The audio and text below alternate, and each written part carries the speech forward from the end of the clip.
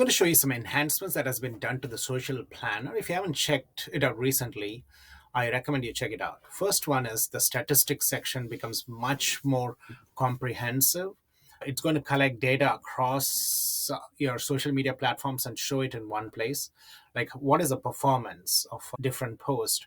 How many likes are you getting? How many followers are you, new followers are getting? And what is the total number of impressions you're getting?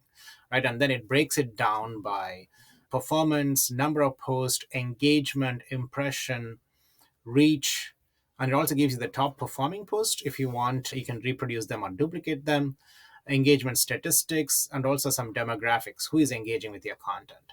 So this is very, very powerful for you to plan your post and track them.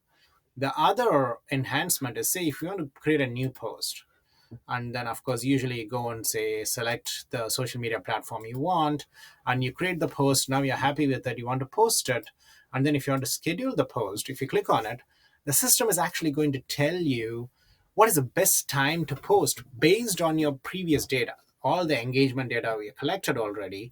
It says, oh, this is the best time for your audience, and then you can actually select it, and it's basically going to be based on the platform you choose. So for Facebook, this is the one. For Instagram, for LinkedIn. So you can actually make informed decisions. And as you post more and more, this recommendation is going to get even better and better.